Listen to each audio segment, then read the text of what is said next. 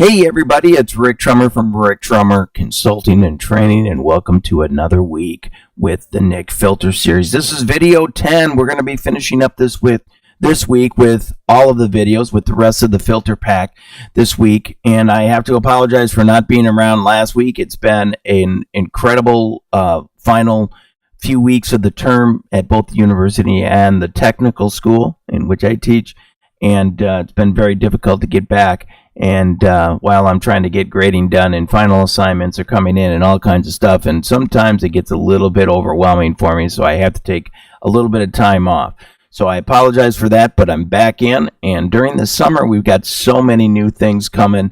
I think it's going to be a very exciting time here, and especially with all of our new classes starting again. So if you haven't been able to go onto our website, which is www.ricktrummer.com, all of our classes are there. We've got classes all the way from very, very basic training of how to open that camera up and just shoot basic, and all the way to very advanced training in Photoshop, business management, all kinds of stuff. There's just a ton of things in there that I want you to go in and experience, and our new schedules are coming out shortly and getting ready for the summer months. So I hope you get a chance to take a look at everything that we have to offer and be able to go in there and look at some stuff. We left off at Color Efex Pro, and if you remember, we were talking about the recipes. This week, in this video, we're going to be going into something a little bit different inside the Color Efex Pro, and I'm going to kind of highlight certain things that are in here. As you know, we've been kind of just going in and highlighting this, that, and the other thing, and you know, there's just so many things to work through on all of these different filters that NIK is offering absolutely free, but you're going to have to find your kind of own combination of things. There's hundreds of filters in here, thousands of different combinations, and you're going to have to find one. I wish I had a bullet and being able to say this is what you need to do and it's going to be like this all the time, but the truth is there's just no way you can do that. Each image is completely different and will have a completely different feel.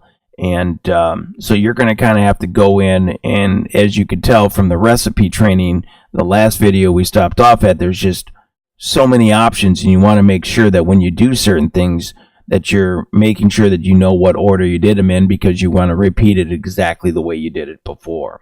So with that in mind, as you can see from over here on the left-hand side, you've got all of these different filters that they put in here. So you can go to all the filters. If you're doing landscapes, you can click onto the landscape or the wedding or the architectural. You've got your favorites here, your nature stuff, portrait stuff, and you've got your travel. These are all kind of different areas that they've put filters into. Once you click into a certain filter that you have, so I'm in the wedding series right now, and I'm under the infrared area here, but you'll notice over here, right next to the infrared, there shows you that you've got a bunch of filters here. If you click on this, it'll open up all of the filters that are inside that dialog, so that you can see, although you've clicked into the infrared, there's 6 filters inside the infrared area. Anytime you want to go back, just click on the back button up here, and this will take you to the last area that you're at. So if you want to go into Bleach Bypass, you'll notice that if you click into this, there are 5 filters inside here. So just in this area, there's hundreds of filters just in the wedding area alone. So what I've done is I've clicked on kind of this in this bleach area, and I've kind of gone into a Bleach Bypass. Now I'm going to leave this on just temporarily. This wouldn't be a filter that I would probably use, but it's going to show me something that I can show you a couple other tools that are inside here. One of the tools I haven't shown you yet is kind of the zoom tool over here in the upper left corner. If you click on this, and let's say we're going to go to 100%, you'll notice that it goes down, and now we're zoomed in at 100%. But it brings up the navigator window right here. And as we move into a certain area, you've got a navigator. So you just pull on this, click, and hold, and you'll be able to move this wherever you want. Kind of like the navigator window inside Photoshop. You'll be able to kind of click on that and be able to go in. Now, you can use your, if you've got a trackpad, you can zoom in and out by just using your fingers and either expanding them out or moving them to the inside. The easiest way to shut it off is just go back to 12.5%. You'll notice that it'll just shut off your trackpad completely. When you do have your trackpad on, it's always trying to get back to that 100% area that you're sitting in. So it's kind of difficult when you're kind of moving it around, that it always wants to go back to the area that you set. So just click it back. It'll click back to its widest area so that you'll be ready to go. Once you have your filter that you've selected, you'll be able to go into this area over here. So what I've got is I'm using kind of the normal feature that's inside this bleach, and you'll notice that all of the tools will come over here, so I can bring down the brightness, the saturation, contrast, etc. And we've kind of shown some of this stuff. I can also add control points, which we've talked about at length for a lot of the different series that's inside here. One of the things that I haven't really talked about is this brush tool button, or this brush button that's down below. Let's go ahead and take a look at this and see what it does.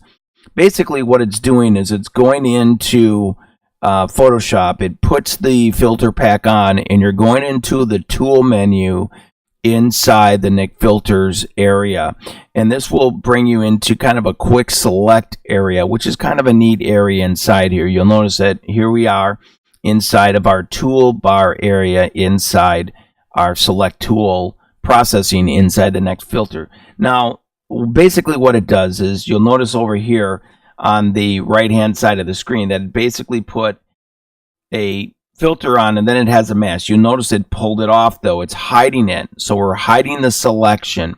And at this point, you'll notice that as soon as we hit the paint button, it's telling you to go inside the paint mode, that you'll be either use the brush or the gradient tool to be able to add the paint onto it. Basically what you're doing is you're bringing the mask through. So right now we have the selection hidden. You'll notice that right away over on the left hand side of the screen that your foreground is set to white, which is telling you that it's ready, when you're in the brush tool, that it's ready to bring the filter pack in. Now just like with anything, just go ahead and on your brush and you're just bringing it through. You can change your brush controls by just using your bracket keys again, and you can just bring the selection tool. So what you're doing is, it's just kind of just like you're using a same mask inside Photoshop. What it's doing is it's just giving you some quick select items.